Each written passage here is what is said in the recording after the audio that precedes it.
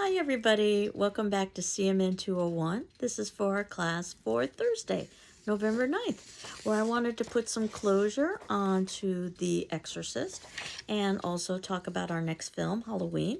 In some ways I cheated with the film Halloween because it is a film that came out in the late 70s, but I'm using it as the film to illustrate the time period of the 1980s. If you aren't aware, the 1980s was very infamous for the slasher film genre, which was actually started with the film Halloween, which is why I think I can take that liberty and use Halloween as the springboard for the 1980s. If you'll notice in the notes below, I've also included a registration link so that you can see what our online selection of classes are, both for the spring and also for the intersession. The intersession is highly condensed. Basically, you meet every day, but the good news is that after about 3.5 weeks or so of meeting Monday through Friday, you have completed an entire semester's worth of work. And we offer a limited number of classes in that format. And it's not for the faint of heart, but it is a way that you can speed up your degree. And if you are interested in that, you can see what the selection of classes are by also going on to the GCC website and looking into the spring or the intersession schedule. But I've included the link to the spring schedule because I suspect that most of you would be interested in the spring. And in terms of this class, I offer this class in a face-to-face format in the spring. I offer it online, obviously, in the fall. So if you know of anybody who might be interested in taking a horror film in medium popular culture in a face-to-face format, please let them know. And it'll basically be very similar to what we've done in this online version. And where we are is putting some closure onto The Exorcist. And as you know, The Exorcist helped to generate nothing short of hysteria when it came out. So I asked you to watch a video about some of the ways that audiences responded to The Exorcist. I suspect part of that is because of the time period, that audiences had never seen something like that. Also, part of it would have been in relation to the society being much more religious than perhaps it is today. Certainly, the film is quite graphic, as what Stephen King would call the gross out. And there are subliminal techniques, both audio and visual, that are used in order to disorient the viewer. So there are lots of reasons why audiences responded the way they did. And in the initial version of the film, they had cut out some scenes that are included in the version that you are able to see. At this point, I'm struggling to find free links for the films. I was able to find a free link for The Exorcist, but the link was not for the original Exorcist that was shown in theaters, but for the version that's called The Version You've Never Seen Before, which I think is an unfortunate title because obviously once you've seen that, then you can no longer say that it's the version you've never seen before. But this version will include scenes, and you can see in the notes below that I've basically highlighted those scenes if you wanted to watch them again, about one, the two priests, Father Merrin and Father Karras, talking about the purpose of possession, which is basically to torment the individuals around the possessed, not necessarily to torment the person who's being possessed. And initially it was left out of the film. The director and the writer both worked very closely together, and the director, I believe it was, asked that it be deleted because it seemed that it was obvious. And I'm not so sure it was obvious. So I think it was a good judgment call, even though that adds length to the film, to include that scene. It's something that's made much more clear in the actual novel itself. And as you know, this was based on a New York Times best-selling novel. And also the second scene, which was thought to be too graphic. And this always surprises me because I think that they retained other scenes that were much more graphic. what's known as the spider walk scene. This is where the possessed girl Regan is basically crawling backwards down a staircase. But I thought if, again, you wanted to see those scenes separately, you could. In terms of The Exorcist, this was the first horror movie, as I had indicated, that was nominated for Best Picture and 10 Academy Award nominations. And it ended up winning two, one for sound and one for Best Adapted Screenplay.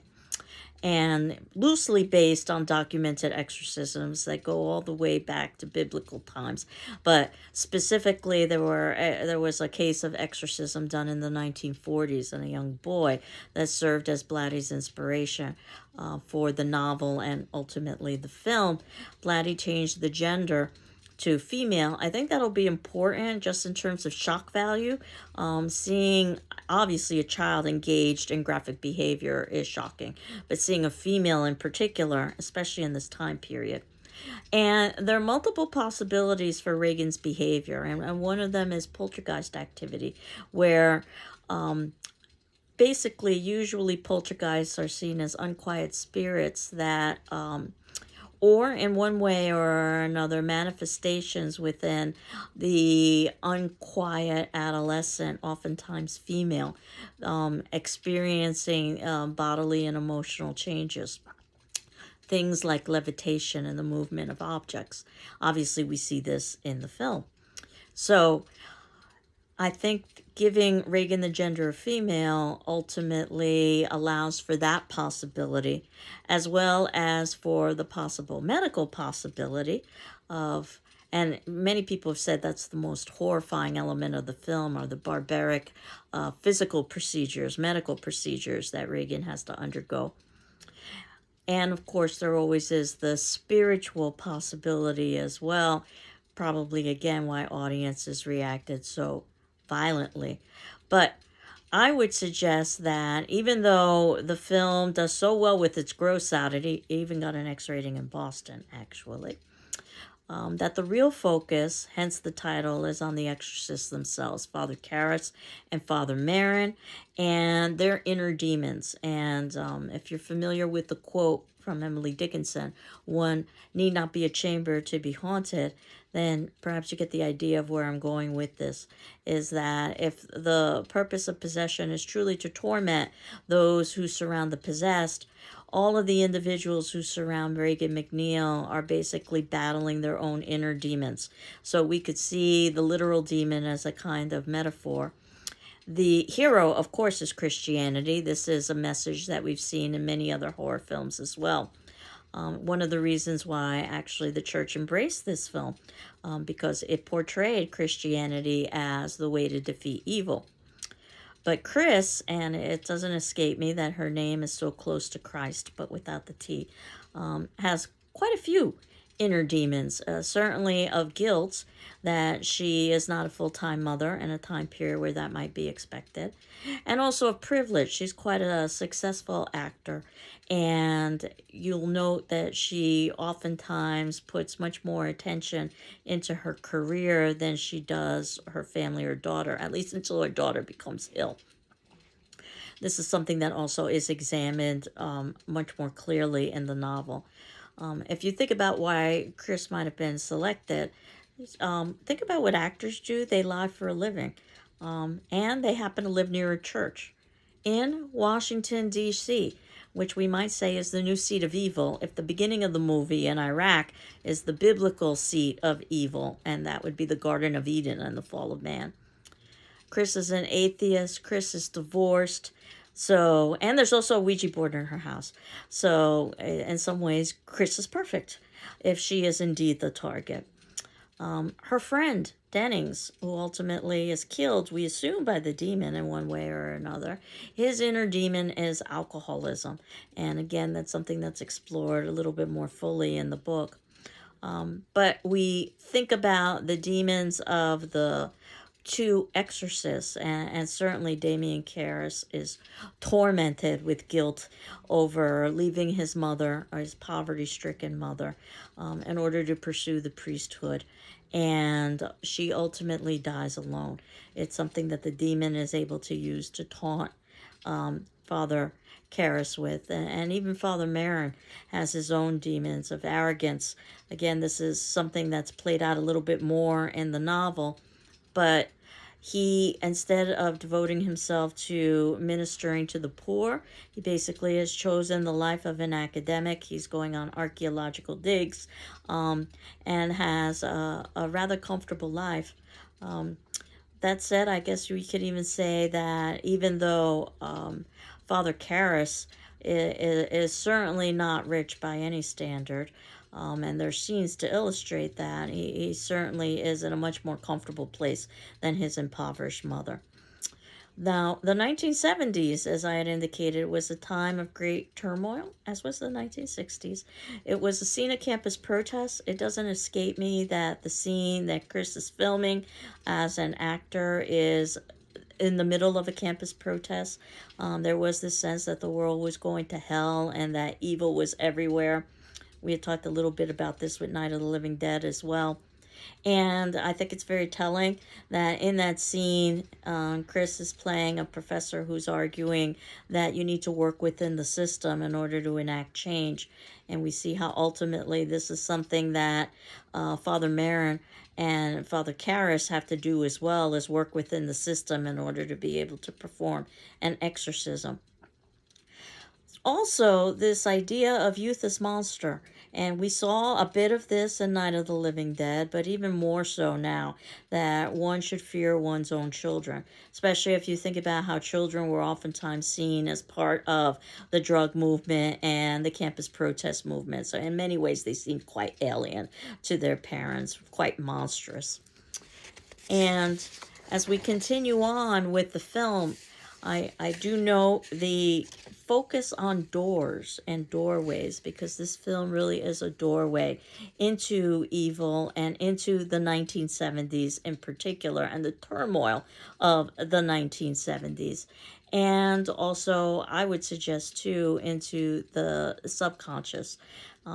Whether Reagan's symptoms are physiological, and there is some sort of medical explanation, or psychological, or even just paranormal, such as poltergeist, or ultimately supernatural. The demon Pazuzu is associated with Iraq. Again, Iraq being the reputed place of the Garden of Eden and the fall of man. But regardless of how you want to see the reasoning for Reagan's descent, we do know that horror film oftentimes provides us with ambiguity, so that there are multiple possibilities of interpretation. And we also know that there are messages embedded within film. And I think that one of the biggest messages here is the evil that exists in the world with the contrast of wealth and poverty. The scenes of Chris's affluence as she's throwing dinner parties and driving in expensive cars, in contrast to Karras's mother as she's dying alone in a tenement, I think are quite powerful to illustrate how evil exists on a day-to-day basis. You don't necessarily need to have a demon Pazuzu. So those are just some of the things that I wanted you to think about in terms of The Exorcist. Before we move to Halloween, I was able to find Halloween on a link so that you could find it for free. Now, in the past, the difficulties I've had are finding links for the Blair Witch Project, 28 Days Later, and Get Out. So if you are aware of any of those links, please let me know. I'm going to continue searching and provide you with free links whenever I can. But we are nearing the portion of the course where you might have to rely on your own streaming service, or you may need to borrow the link or rent the link, or you may need to actually watch a DVD copy. And there is a copy on reserve in the GCC library. So Halloween was an independent film that was hugely successful, directed by John Carpenter and also quite influenced by Psycho. So after you watch Halloween, I think you'll see many of the ways in which it was influenced by Psycho. And I think it serves as a prelude to the 1980s. If the 1960s and the 1970s were times of deviance and turmoil, then perhaps the 1980s was the time of pushback, where there was this call for return to conservative values. The president at the time was Ronald Reagan, and his philosophy of conservatism was known as Reaganism. And regardless of what Carpenter maintains, there is definitely a moral element to this film that vice is punished. Again, I don't want to give away too many spoilers, but we know the cliche at this point that sexually promiscuous teenagers are likely going to be the targets of some sort of a serial killer with supernatural elements. All of that was established through Halloween. And that it's probably the virginal female who will survive at the end. And that's something that was established with Halloween. And that in addition to being sexually promiscuous, these teenagers oftentimes engaged in other vices, such as smoking marijuana. And that too was established in Halloween. So, this is an independent film that was released independently and initially in Kansas City, of all places, regionally. It was made on a $320,000 budget. It earned over $55 million in sales. It's become one of the highest grossing independent films of all time, though we will also talk about this when we talk about the Blair Witch Project. We will definitely continue to see the collapse of the family, something that we saw with The Exorcist. Part of The Exorcist was the consequences of a single parent household, or the negative consequences that could occur, at least according from the film's perspective of a single parent household. And while we aren't necessarily told that the teenagers in Halloween come from broken families, we rarely see adults. They basically are left on their own to engage in their own devices. In fact, there was even a term in the 1980s for this, and it was known as latchkey children, where basically both parents had entered the workforce so that children were taking care of themselves after school until the time that their parents returned home. Now, John Carpenter is a USC grad, and I think some of that shows in his filmmaking techniques, and very much influenced by Psycho and the idea of looking and gazing, which we do through the eyes of the murderer in this particular film, and that at the time, too, was considered to be rather revolutionary. Note when you're watching Halloween that we have a character by the name of Dr. Sam Loomis. Sam Loomis, of course, being the name of a character in Psycho. And Jamie Lee Curtis, in one of her first roles in Halloween, that she is the real-life daughter of Janet Leigh. And Janet Leigh was the actor who ended up playing Marion Crane in Psycho. So the idea that Jamie Lee Curtis would have the lead in Halloween seems to be so appropriate. Of course, that iconic musical score, and music is oftentimes so important in terms of evoking emotion. And that musical score would usually be associated with the serial killer himself, Michael. And filming techniques, using something at the time that was called Panaglide or Steadicam, I guess is what we think of it, and we get the murderer's view.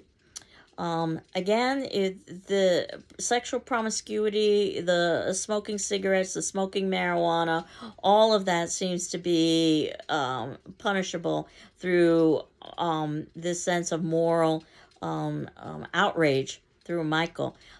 He's initially left alone with his babysitter sister who's spending time with her boyfriend, and that leads to the very first murder. We also get to see what is under the mask, not just of seemingly perfect suburbia. This is an idea that we've seen before, such as an Invasion of the Body Snatchers. But Michael himself is best known for wearing a mask. Little piece of trivia here, that mask was actually, or the adult mask that Michael wears, is actually a mask of William Shatner, of Captain Kirk fame in Star Trek, that was slightly altered.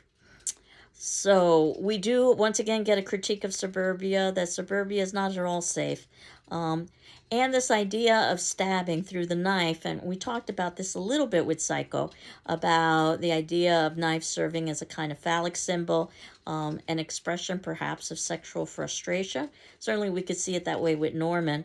Some have even argued that we can see it that way as well with Laurie Strode, who happens to be our final girl, which is something that we talked about at the beginning of the semester, that virginal girl who survives at the ending of the slasher movies, but not before experiencing great torment and turmoil and torture. So it's a complicated narrative about female. So we definitely get this sense of absent parents, and what happens when the parents aren't present is that the teens engage in deviant behavior and make themselves targets of deviance, which is what we see through Michael. Um, Perhaps, too, what we see with Michael is the inhumanity of all murderers. We don't necessarily get a reason for Michael's motivations. Perhaps that's the major fear of anybody committing evil, that there is no motive, that they commit evils purely for the sake of committing evil. Um, and what's interesting about this film, well, there are many interesting things, but one of the interesting things about this film is that it's not based on a book. In fact, the mass paperback was written after the film, so it was based on the film, the novel that came out, not the other way around. I always appreciated the idea of the setting of Halloween because of all of the supernatural possibilities. Certainly, Halloween night has lots of gothic elements. It's the time where it's thought the veil is thinnest between the living and the dead, and where the spirit world can basically move around with the living world. The pumpkin, the jack-o'-lantern, in fact, comes from an Irish legend. And Halloween is a mix of lots of different legends from lots of different traditions. But the pumpkin was used to, perhaps the light in the pumpkin or the jack-o'-lantern, to scare away spirits. But the Irish legend of the jack-o'-lantern was that there was a boy named Jack who played a prank on the devil. And because of that, the devil didn't want Jack in hell when Jack's time was done. But Jack had led a questionable life, so God didn't want Jack in heaven either. So there was no place for Jack, so he had to wander in the netherworlds. But both God and the devil felt sorry for Jack, and they provided him with a light to guide his way. A jack-o'-lantern, Jack's lantern, which the Irish used to celebrate by taking these large gourds and carving them out and putting a light in them. The Irish, you probably know, during the Great Potato Famine, immigrated in great numbers to the United States and found that our gourds were not the same as their gourds. Ours were rather small, but our pumpkins would serve very nicely, and that's where we get the jack-o'-lantern. The fact that Michael is unkillable, which suggests some sort of supernatural possibility, or even in the symbolism that one can't kill evil, it'll always continue, and that evil doesn't really have explanation or motivation. So think about all of those things as you're watching Halloween. I'm sorry that this wasn't the film that we were actually watching for Halloween. We were close, but not quite there. Our discussion forum question, I've fallen a little bit behind with discussion forums, fallen a little bit behind with journals. There was a death recently in my family, so I'm catching up. But that ultimately isn't going to influence the timeline that we're working with the semester. So keep up to date, even though I've fallen a little bit behind with my grading. So your discussion question, and this will be due on Saturday the 11th, is why do you think Halloween was such a successful movie? I've already talked about the incredible profit that it generated and also the incredible influence that it had on the entire slasher movement industry that started really in its heyday in the 80s, but it continued to present day. I also wanted to talk a little bit about the final project, that I'm hopeful that at this point, as we are nearing the ending of the semester, that you have a little bit more clarity about what it is that you're going to be doing with the final project, about whether or not you're going to do a traditional paper, whether or not you want to do something a little bit more creative, and if so, what might that be?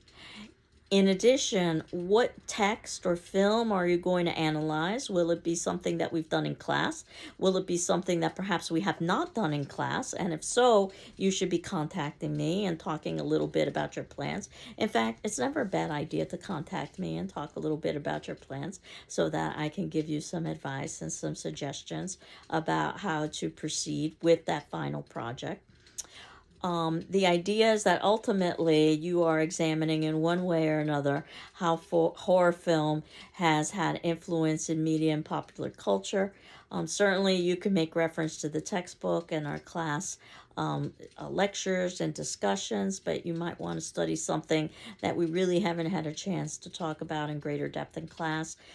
Perhaps something that you've brought forth in a journal, or perhaps something that you or one of your fellow classmates has talked about in a discussion forum.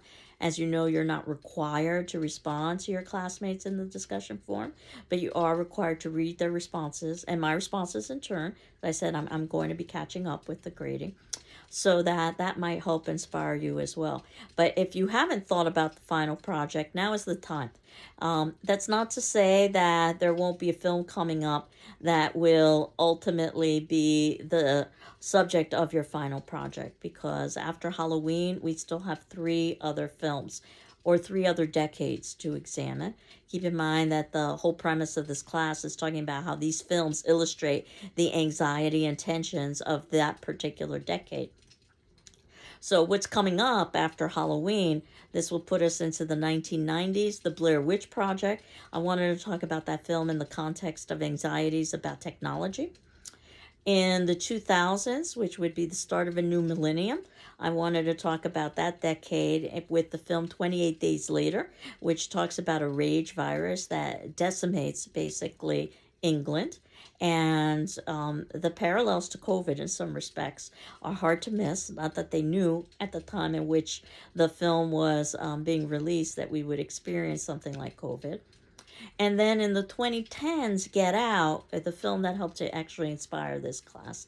Very much, I think, a reflection of our first African American president, Barack Obama, and actually that's something that the director Jordan Peele talks about, that he was very much inspired by Barack Obama's election and the thought that a black president would mean that we were in a post-racial society. And sadly, we've seen the exact opposite come into place. And I'm still searching for the 2020s. That might be another possibility for a final project if you had an idea about what film might be representative of the 2020s. Perhaps that film has not yet been made. I'm not sure. But I'm always on the lookout to see. And it's hard to believe we are getting closer to the mid part of this decade. So I can't even say that we're in the infancy of the 2020s anymore when we're headed into 2024. So do contact me if you've got questions or concerns about your final project. I can't wait to hear why you think Halloween was such a successful movie, both financially, but also in terms of building an entirely new genre, really. And I hope you enjoy Halloween. And as I said, I've got the link, but if you find a link that's better, something that provides perhaps better visuals, audios, or closed captioning, please let me know, and I'll be happy to provide that to the class. Take care. Bye-bye.